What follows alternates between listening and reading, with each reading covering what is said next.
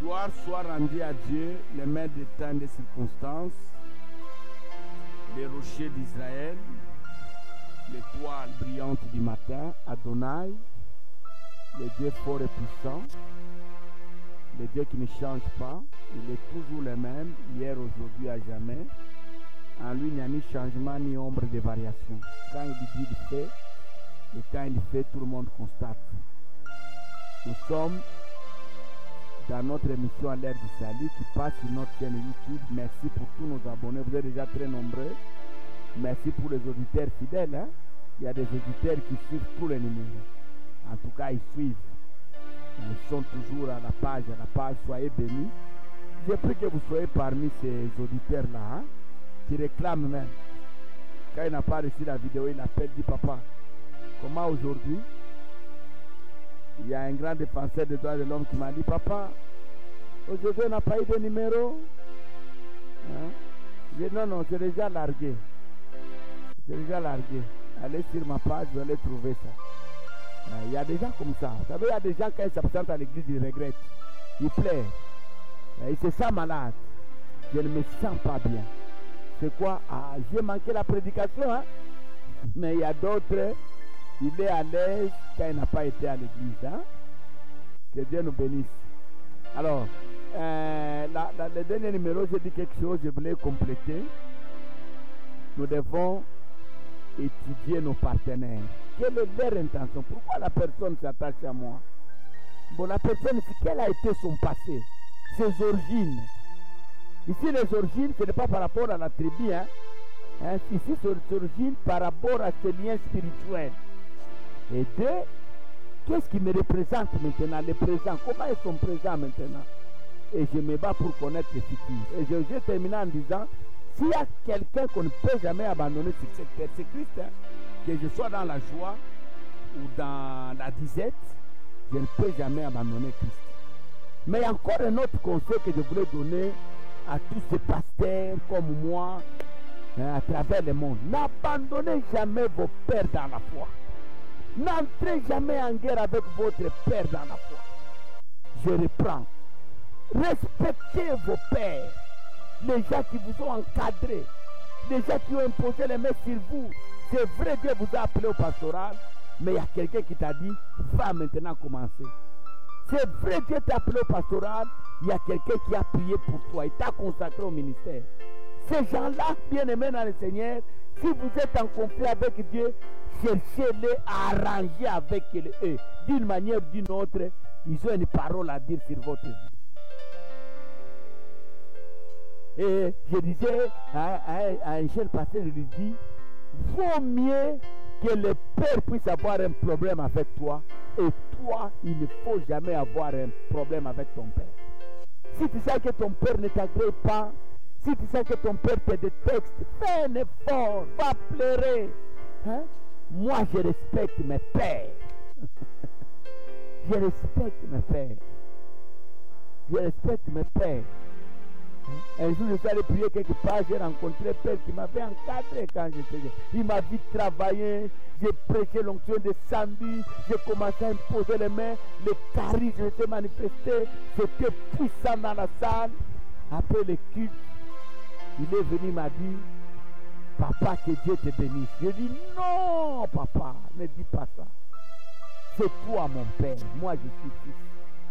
Quel que soit ce que je peux faire, je ne peux jamais oublier les conseils, l'enseignement, la prière que j'ai bénéficié pour ces jours.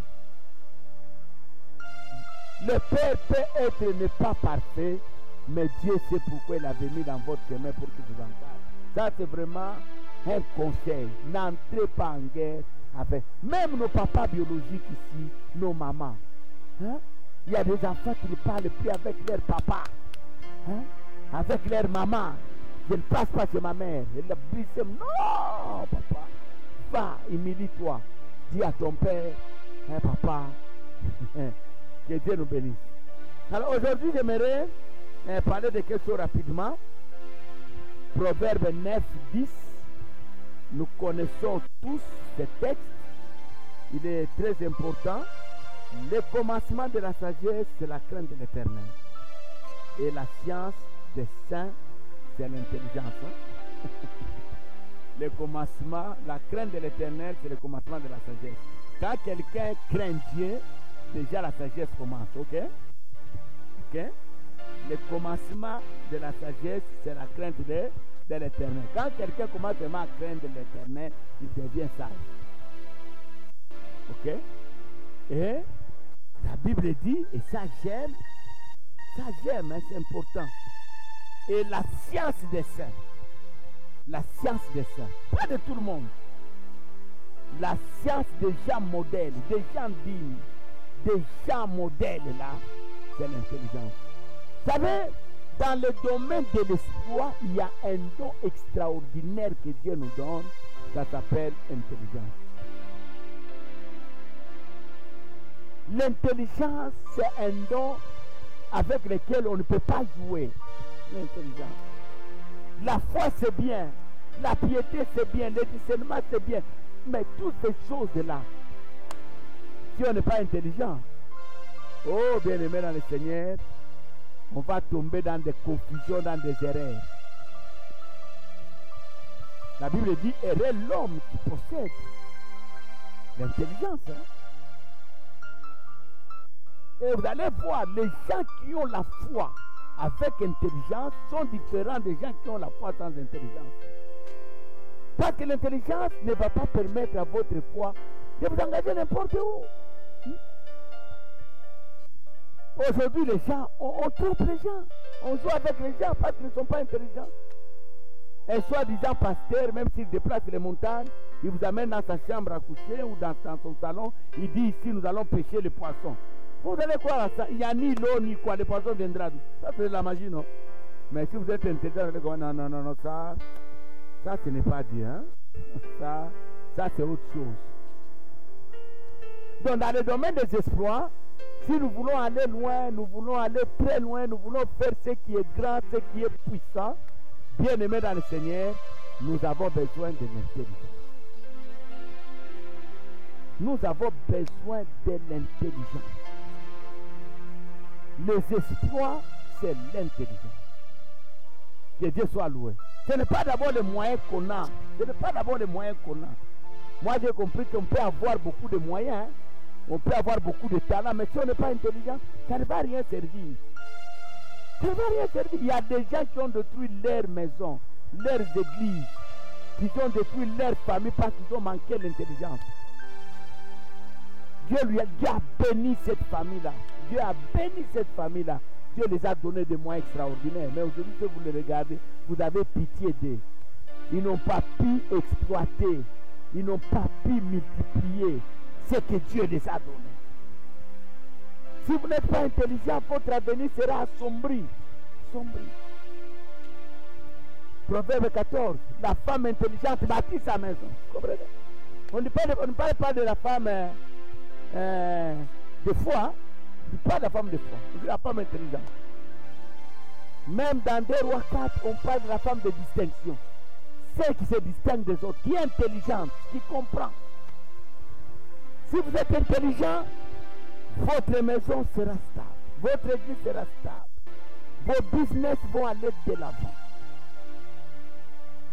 L'intelligence, c'est le pilier.